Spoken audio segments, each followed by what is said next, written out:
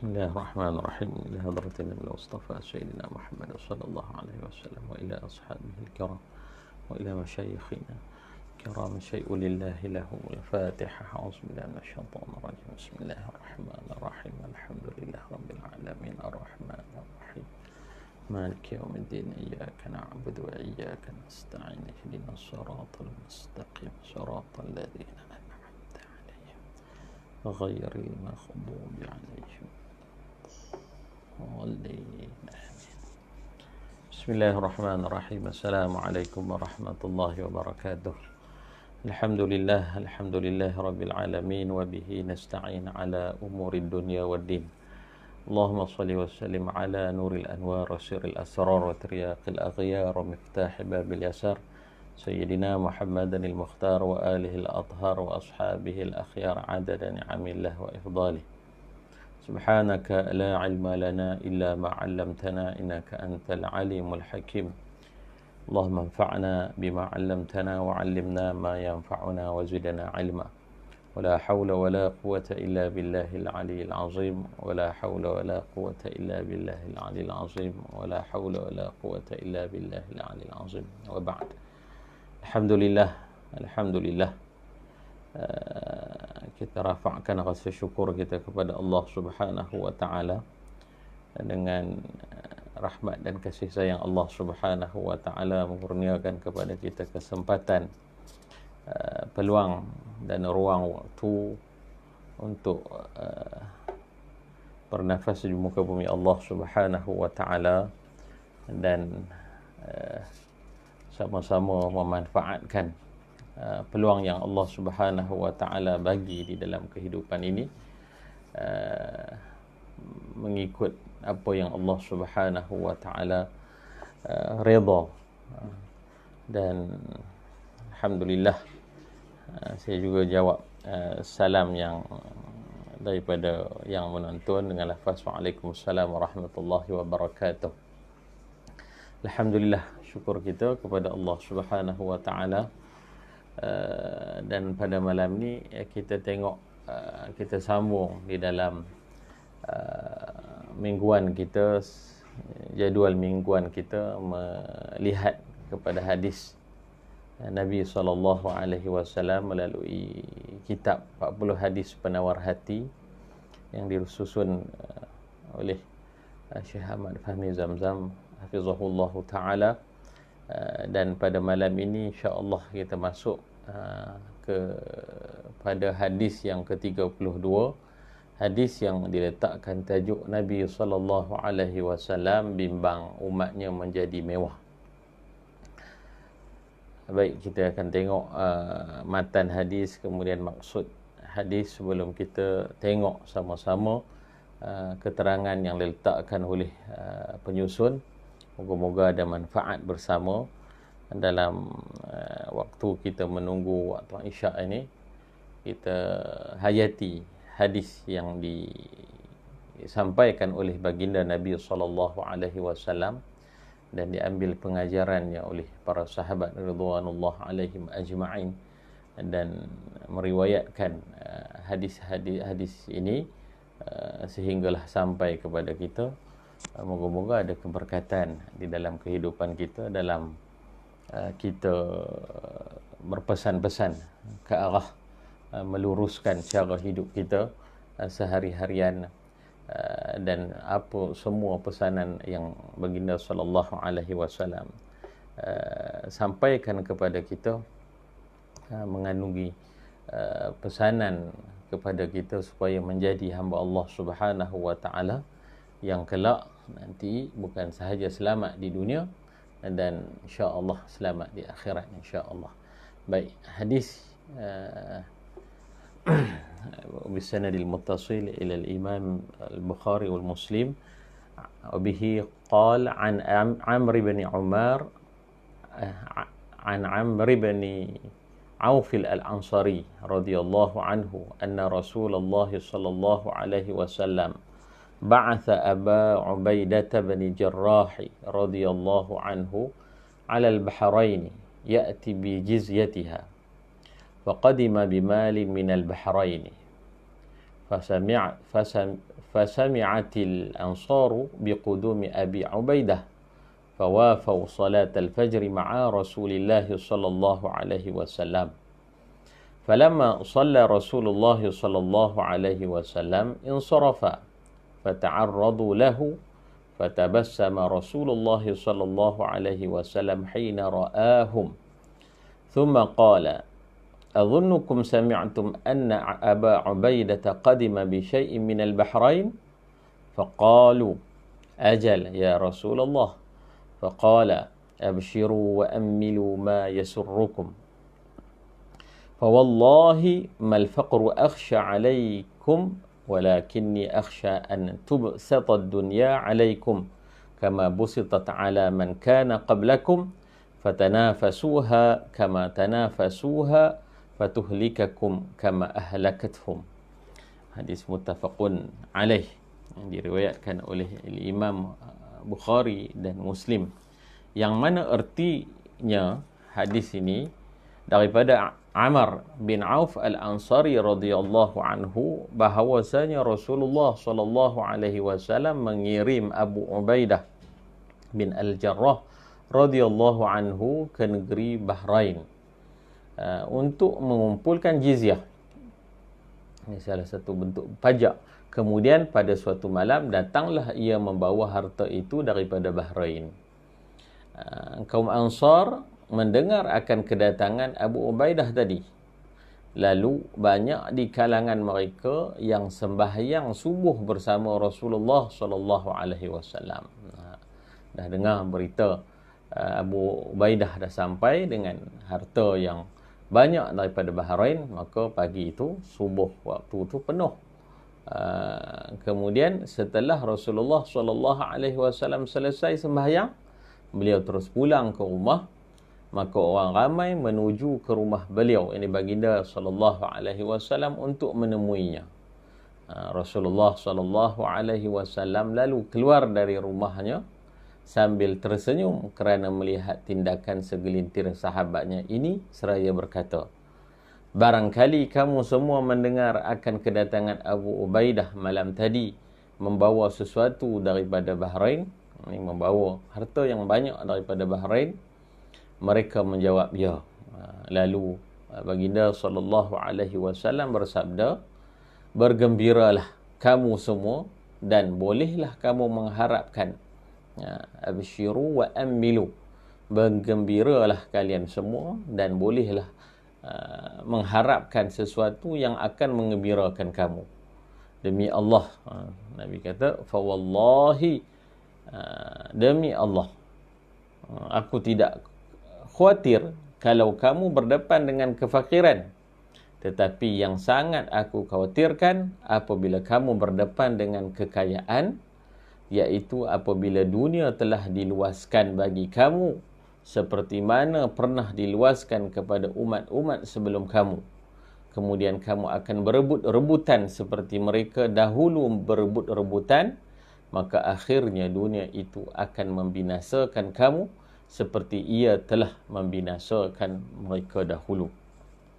Atau kama qala, hadis riwayat Bukhari dan Muslim. Baik, hadis ini diriwayatkan oleh Amr bin Auf Al-Ansari daripada kelompok Ansar, daripada penduduk Madinah yang ikut Rasulullah sallallahu alaihi wasallam. Ada dua golongan. Yang pertama muhajirin yang berhijrah daripada Mekah ke Madinah. Manakala yang di Madinah itu Aus dan Khazraj itu kita panggil Ansar. Kelompok sahabat yang berada dekat dengan baginda Nabi sallallahu alaihi wasallam, mengorbankan kehidupan, mengorbankan harta mereka dengan Nabi sallallahu alaihi wasallam. Apa yang diriwayatkan oleh Amr bin Auf Al-Ansari ini, katanya bahawa Rasulullah sallallahu alaihi wasallam pernah mengutuskan seorang sahabat Nabi sallallahu alaihi wasallam, Abu Ubaidah ibni Al-Jarrah radhiyallahu anhu. Abu Ubaidah Al-Jarrah radhiyallahu anhu, kita pernah dengar nama dia. Dia merupakan as-sabiqun al-awwalun, orang antara yang terawal memeluk Islam, menerima ajaran baginda Nabi sallallahu alaihi wasallam. Dan lebih daripada itu, Abu Ubaidah Al-Jarrah ini merupakan salah seorang al-asharah al-mubashshirun bil jannah, 10 antara 10 orang yang dijanjikan mendapat kabar gembira oleh Nabi daripada Nabi sallallahu alaihi wasallam bahawa mereka ni merupakan ahli syurga. 10 sahabat Nabi, ini al-asharah al-mubashshirun bil jannah ni antaranya Abu Bakar, Umar, Uthman, Ali, Talhah bin Ubaidillah, Zubair al-Awwam, Abdurrahman bin Auf, Sa'ad bin Abi Waqqas, Sa'id bin Zaid, dan Abu Ubaidah Al-Jarrah. Ini 10 sahabat Nabi sallallahu alaihi wasallam yang dijanjikan syurga secara khusus oleh baginda Nabi sallallahu alaihi wasallam. Salah seorangnya Abu Ubaidah bin Al-Jarrah, seorang yang Nabi sallallahu alaihi wasallam pernah menyebutkan ketika mana datangnya kelompok Yaman datang kepada baginda Nabi sallallahu alaihi wasallam di Madinah. Mereka berkata kepada Nabi, wahai Rasulullah, hantar kepada kami seseorang untuk ajarkan kami perihal Islam, tentang ajaran Islam. Tolong hantar kepada kami seorang untuk ajar kami tentang agama Islam. Rasulullah sallallahu alaihi wasallam menarik tangan Abu Ubaidah Al-Jarrah. Kata Rasulullah sallallahu alaihi wasallam ketika itu, hadza aminu hadhil ummah, inilah orang yang amanah di dalam umat ini. Maka Abu Ubaidah Al-Jarrah pernah juga dihantar oleh baginda Nabi sallallahu alaihi wasallam menjadi pendakwah ataupun pengajar umat Islam yang baru memeluk Islam di Yaman. Abu Ubaidah Al-Jarrah, seorang sahabat mulia yang mempunyai kedudukan yang tinggi. Umar radhiyallahu anhu pernah mengatakan, aku hampir-hampir aku nak lantik Abu Ubaidah ini menjadi pengganti aku untuk khalifah Islam yang seterusnya selepas dia. Untuk itu Abu Ubaidah Al-Jarrah ni dia pernah diutuskan oleh Nabi sallallahu alaihi wasallam ke Bahrain, seperti yang disebutkan di dalam hadis ini, untuk memungut jizyah macam cukai daripada orang bukan Islam daripada Bahrain, kemudian dibawa pulang kepada penduduk Madinah, iaitu bawa pulang kepada baginda Nabi sallallahu alaihi wasallam. Banyaklah faqadima bimalin minal bahraini, dibawa harta daripada Bahrain. Kemudian ketika mana dia sampai ke Madinah, fasami'atil ansaru biqudumi Abi Ubaidah, jadi orang Ansar ini tahu bahawa Abu Ubaidah ni telah sampai daripada Bahrain membawa harta yang cukup banyak daripada Bahrain. Jadi pagi itu dia sampai malam, jadi subuh tu ramailah fawafau salat al-fajr ma'a Rasulillah, dia ramai datang berjemaah dengan Rasulullah sallallahu alaihi wasallam dalam salat subuh tersebut. Falamma shalla Rasulullah sallallahu alaihi wasallam, maka setelah selesai salat subuh secara berjemaah, in sarafa, maka Rasulullah sallallahu alaihi wasallam berhidar balik ke rumah. Fata'arradu lahu, jadi semua mereka ni yang sebahagian kelompok Ansar ni pergi ke rumah Nabi sallallahu alaihi wasallam, dan Nabi keluar. Fatabassama Rasulullah sallallahu alaihi wasallam hina ra'ahum, maka Nabi sallallahu alaihi wasallam tersenyum melihat mereka datang ke rumah Nabi sallallahu alaihi wasallam. Thumma qala, kemudian apa kata Nabi sallallahu alaihi wasallam? Kata Nabi, adhunnukum sami'tum anna Aba Ubaidah qadima bi syai'in min al-Bahrain, aku menyangka kamu telah mendengar bahawa Abu Ubaidah ni telah sampai dengan sesuatu, membawa sesuatu daripada Bahrain. Ini harta yang cukup banyak. Nabi tahu apa yang hajat mereka. Selepas subuh tu datang ke rumah Nabi SAW. Nabi tahu apa hajat mereka. Faqalu, maka mereka berkata, ajal ya Rasulullah, ya, itulah sebab kami datang ni kan, ya Rasulullah. Faqala, apa kata Nabi SAW? Nabi tidak menghampakan mereka. Nabi menyenangkan mereka. Apa kata Nabi SAW? Abshiru wa amilu ma yasurrakum. Bergembiralah dan kamu boleh berharap apa yang menggembirakan kamu.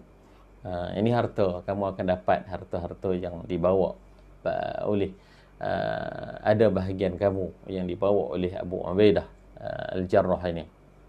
Fa wallahi, dan Nabi berpesan kepada mereka dengan suatu pesanan, fa wallahi, maka demi Allah, mal faqru akhsha alaikum, aku tak takut kan kefakiran ke atas kalian. Walakinni, tapi apa yang aku takut, akhsha, walakinni akhsha an tabsuta dunya alaikum, yang lebih aku takut berbanding kefakiran kamu ini adalah dibentangkan kepada kamu kemewahan dunia. Kama busitat ala man kana qablakum, seperti mana telah dibentangkan kemewahan dunia ini terhadap umat-umat sebelum daripada kamu. Fatanafasuha, disebabkan dibentangkan mereka dengan kemewahan dunia, fatanafasuha, maka mereka berlumba-lumba untuk mendapatkannya. Kama tanafasuha, maka man kana qablakum, diluaskan kepada umat-umat sebelum kamu, kemudian kamu akan berebut-rebut. Fatanafasuha, kamu akan berebut-rebut dengan kemewahan dunia itu. Kama tanafasuha, seperti mana umat-umat terdahulu berebut-rebut tentang terhadap kemewahan dunia ini. Fatuhlikakum, disebabkan kalut berebut-rebut tentang terhadap kemewahan dunia ini, apa yang berlaku, fatuhlikakum, maka perkara itu membinasakan mereka.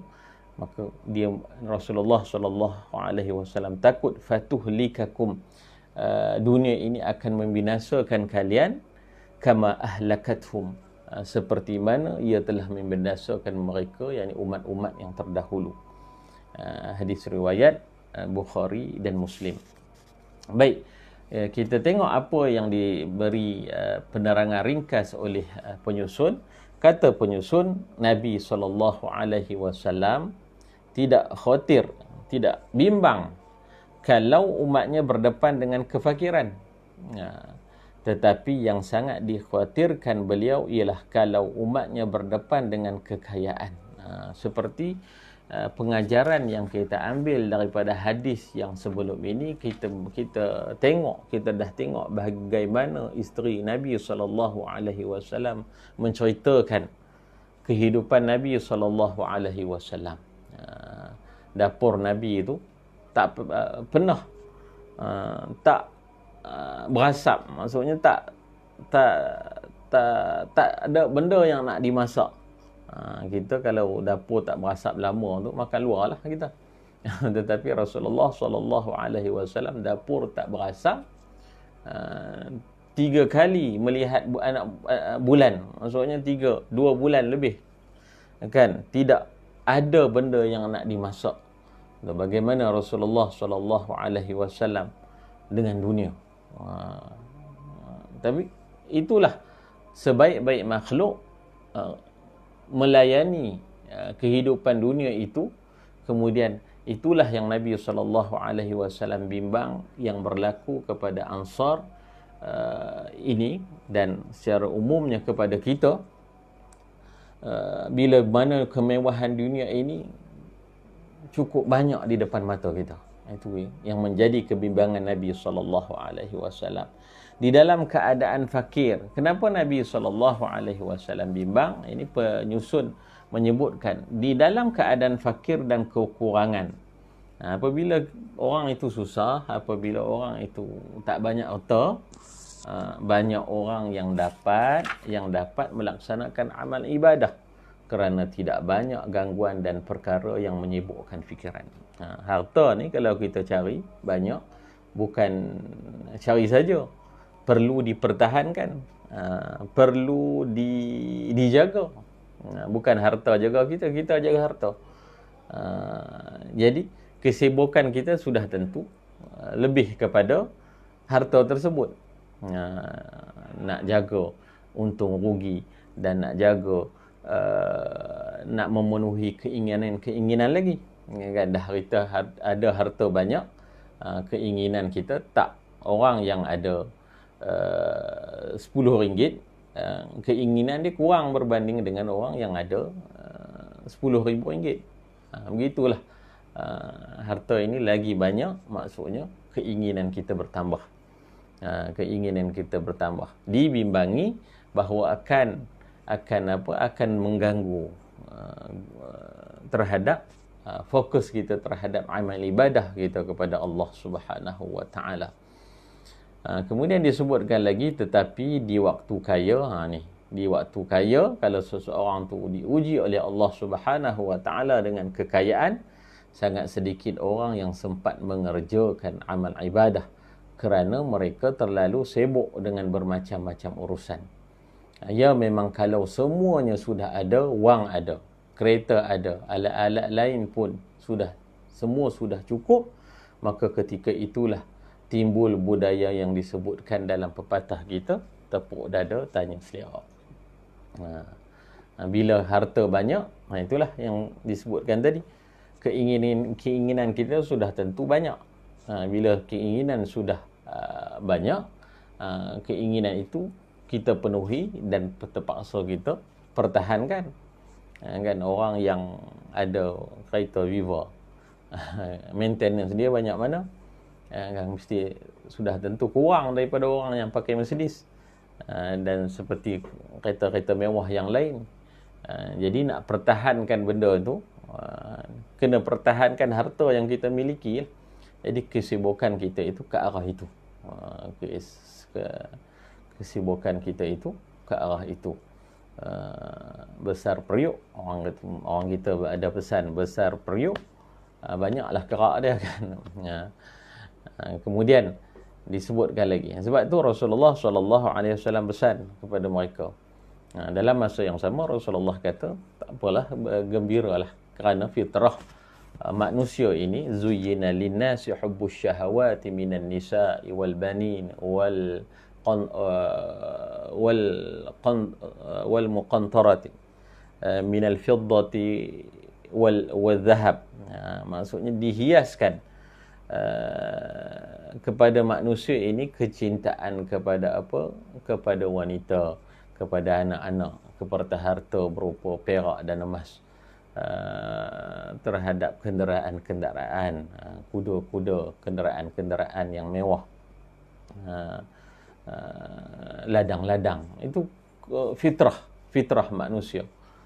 Fitrah manusia. Semua sukakan terhadap harta. Tapi apa yang dipesan oleh Nabi SAW, hati-hati. Hati-hati. Bila Rasulullah SAW pesan itu manusia yang dijadikan rujukan kepada kita, dan dalam masa yang sama Rasulullah SAW seorang insan agung yang dibentangkan kemewahan dunia terhadap diri dia, bagaimana dia melayani kehidupan dunia ini.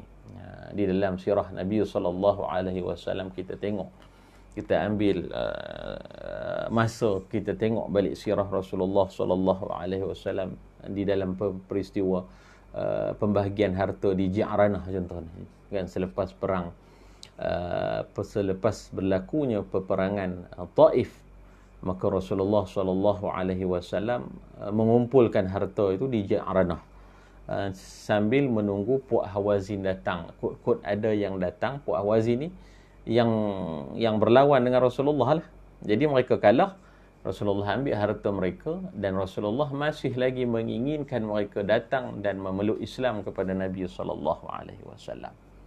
Jadi setelah lama mereka tak datang, maka Rasulullah sallallahu alaihi wasallam bagi harta-harta tersebut. Bagi harta tersebut. Jadi dalam pembahagian harta tersebut, Rasulullah sallallahu alaihi wasallam nampak macam mengutamakan orang-orang Mekah. Sehingga kan orang Ansar berasa hati. Boleh tengok dalam sirah. Berasa hati. Dan sebaliknya Nabi sallallahu alaihi wasallam buat macam tu adalah untuk menarik orang-orang yang baru memeluk Islam ini lebih dekat dengan Islam. Orang Ansar dah kuat dah, tetapi orang Ansar terasa dengan pembahagian Nabi sallallahu alaihi wasallam. Kata mereka, Rasulullah dah jumpa dah kaum dia. Maksudnya orang Mekah. Rasulullah kan berasal daripada Mekah. Jadi kata-kata tersebut sampai kepada baginda Nabi sallallahu alaihi wasallam. Ini nampak orang Ansar yang kuat dengan baginda Nabi sallallahu alaihi wasallam itu terkesan dengan harta rampasan yang cukup banyak tu. Yang cukup banyak. Itu Rasulullah dalam masa yang sama setelah tu menghimpunkan orang-orang Ansar dan memberi nasihat terhadap dunia ini. Terhadap dunia ini. Apakah dulu kamu berada di dalam kesesatan, aku datang, aku bagi kepada kamu beriman kepada Allah Subhanahu wa taala. Apakah dulu kamu dalam keadaan miskin, kemudian aku datang, kamu dapat hidup dalam keadaan senang? Apakah dulu kamu gaduh, kemudian aku datang satukan kamu, kamu dapat hidup dalam keadaan aman? Apakah yang lebih baik lagi kamu balik ke Madinah dengan aku, sedangkan orang-orang Mekah itu balik dengan kambing dan unta? Mana lebih baik? Maka ketika itu menangis orang-orang Ansar mendengar teguran Nabi sallallahu alaihi wasallam, sehingga mereka mengatakan kami redha, kami pulang dengan Nabi sallallahu alaihi wasallam. Itu harta. Nak cerita kat sini, harta ini menarik orang untuk apa? Untuk memiliki. Selepas daripada peristiwa, selepas daripada pembahagian tersebut, puak Hawazin tadi datang kepada Nabi sallallahu alaihi wasallam. Masuk Islam balik. Sedangkan harta-harta tu dah dibahagi-bahagikan. Jadi mereka nak balik harta mereka. Mereka masuk Islam dan nak balik harta mereka. Jadi harta yang dah dibagi. Tengok bagaimana Rasulullah sallallahu alaihi wasallam menyelesaikan masalah tersebut. Panggil balik, pujuk kepada orang-orang yang telah dapat harta tadi untuk kembalikan balik. Rasulullah memulakan dengan diri dia. Apa kata Nabi sallallahu alaihi wasallam? Yang aku punya, bahagian aku dan bahagian Abdul Muttalib, bahagian yang ada khusus fai harta rampasan ini, ada bahagian dia untuk Rasulullah sallallahu alaihi wasallam. Fai itu Rasulullah kata, ini pun aku pulangkan balik. Rasulullah memulakan dengan diri dia. Tidak terkesan Nabi sallallahu alaihi wasallam terhadap harta yang cukup banyak, kan? Kamu nak balik, aku mulakan dulu, aku bagi. Kemudian sahabat-sahabat ataupun orang-orang yang terima harta tadi, ramai yang bagi balik kepada Puak Hawazin. Ini satu contoh yang kita dapat lihat. Rasulullah sallallahu alaihi wasallam apabila berhadapan dengan peluang memiliki harta yang banyak, apa tindakan Nabi sallallahu alaihi wasallam? Kemudian disebutkan lagi, maka kalau begitu layanan yang diberikan kepada nafsu. Jadi nafsu kita ni bila harta dibentangkan kita dengan banyak, maka semua berlumba-lumba nak memiliki lah. Jadi bila berlumba-lumba nak memiliki, di situlah akan berlaku putusnya silaturahim, sehingga kan zalim menzalimi antara satu sama lain, berlakunya tipu daya, tipu di dalam bermuamalah. Sebab apa? Sebab harta lah. Sebab harta. Sebab keinginan kita, nafsu kita nak ke arah itu. Sedangkan kita nak benda tu sesudah kita memiliki pun mungkin kita tak dapat menghabiskan harta tersebut.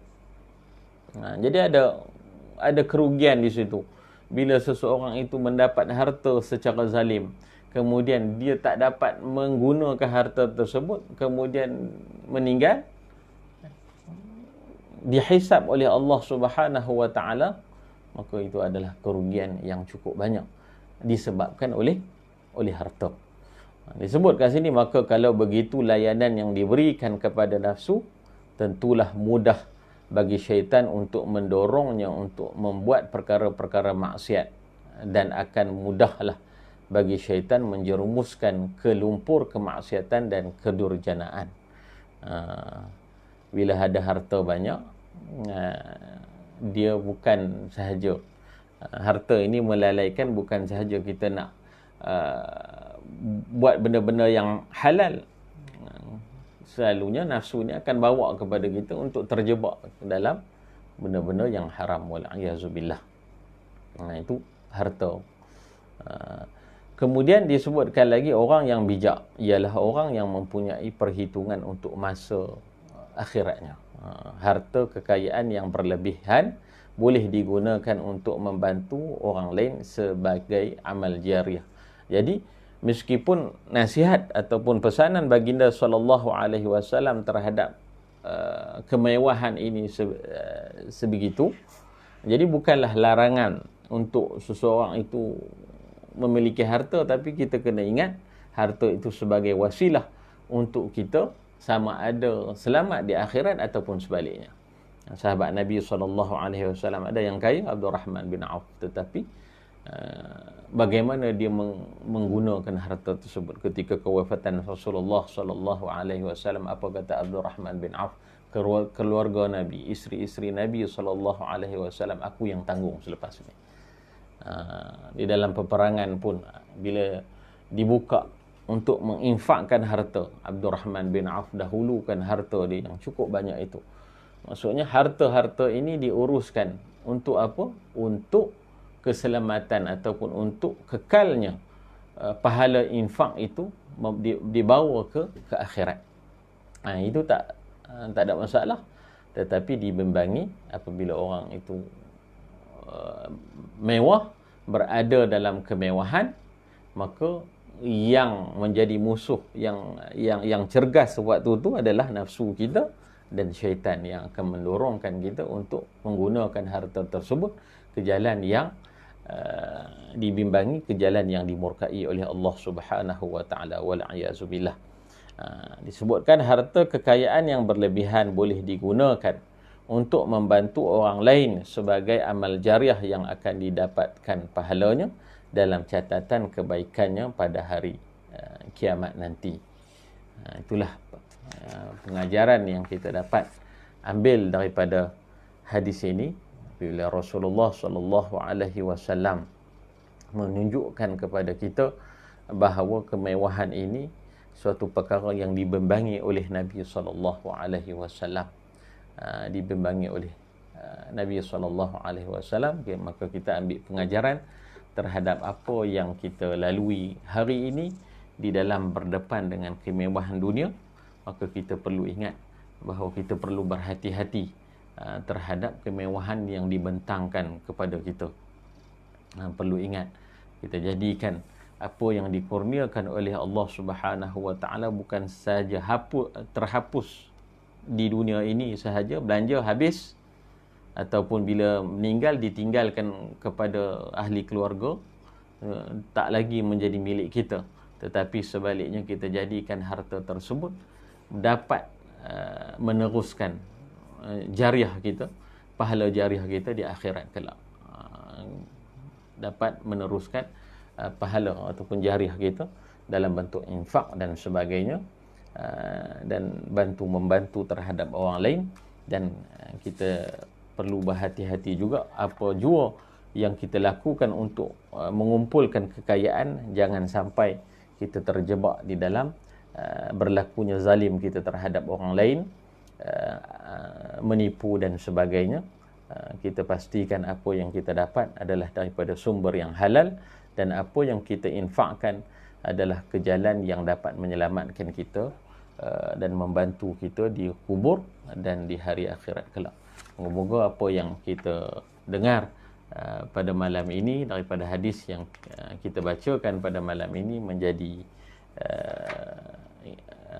iktibar kepada kita dalam meluruskan cara hidup kita di dunia ini. Yang baik itu daripada Allah Subhanahu wa taala, yang sebaliknya daripada kelemahan saya. Terima kasih atas perhatian. Aqulu qawli hadza wa astaghfirullahal azim li wa lakum. Wa sallallahu ala sayyidina Muhammad. Subhana rabbika rabbil izzati amma yasifun wa salamun alal mursalin walhamdulillahi rabbil alamin. Assalamualaikum warahmatullahi wabarakatuh.